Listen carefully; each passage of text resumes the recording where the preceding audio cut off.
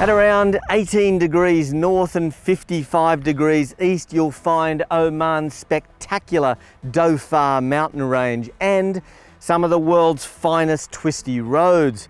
And for the next few weeks, you'll also find one of the quickest, if not the quickest, small cars in the segment, the all-new Audi RS3 sedan and hatch.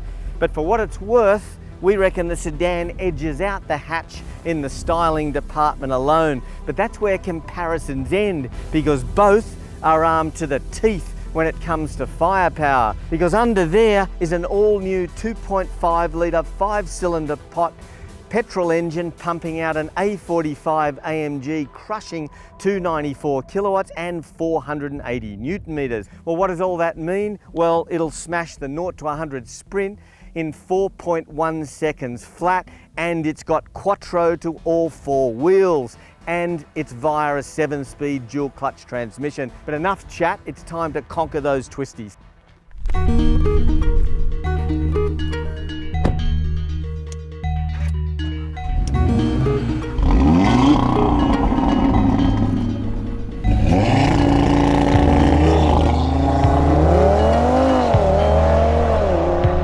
Less than a decade ago, I'd be introducing this car as Audi's new supercar. 4.1 seconds 0 to 100.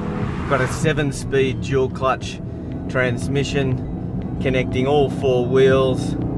The front end likes to get a little bit out there because I'm only running on 235 19s, but it sits on 370mm rotors up front and 8 piston calipers. Mind-blowing really for basically an $80,000 car.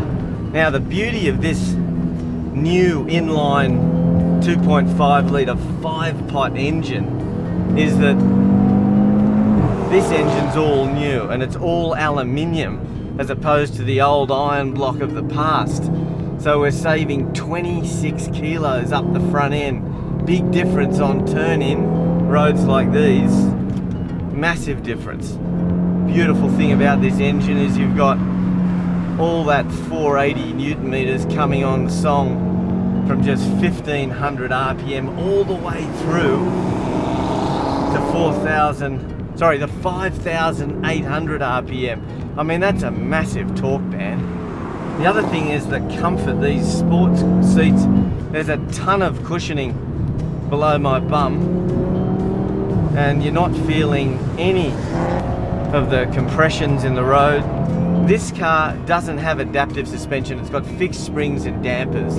But I tell you what, the ride quality on some bumps getting up here was just staggering in terms of ride comfort. And that's where these things pull away from competition. Their everyday usability, 4-seat cars, mind-blowing performance, and all the practicality you need for a weekend getaway and a daily commute vehicle. Gotta love this. You've really gotta love what Audi are doing with these RS cars. So inside the new RS3, well, it's pretty much S3 fare, except for this beautiful flat bottom steering wheel with Alcantara grips and plenty of RS3 badges on the wheel and on the shifter. Now this particular car also has magnetic ride, so we can alter the ride stiffness of the dampers by just twirling the rotary dial to auto, dynamic, individual or comfort. And these very special quilted sport seats, absolutely wonderful, and so much cushioning. They're really like armchairs, and of course a bit of carbon fibre. Otherwise it's pretty much that usual great Audi standard fare inside with beautiful metallic accents, just magnificent craftsmanship in a car that will cost between 80 and 85,000 once it hits Australian shores. And one more thing, standard on Australian spec cars is the 12.3-inch Audi virtual cockpit. You wouldn't have a car without it anyway, even if it was optional.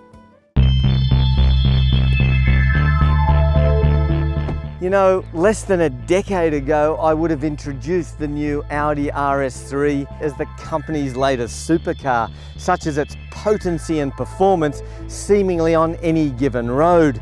But for now, let's be thankful that car companies like Audi and their sub-brand Audi Sport are still developing and building cars like these. Well, under the guidance of ex-Lamborghini CEO Stefan Winkelmann, we can expect things even better.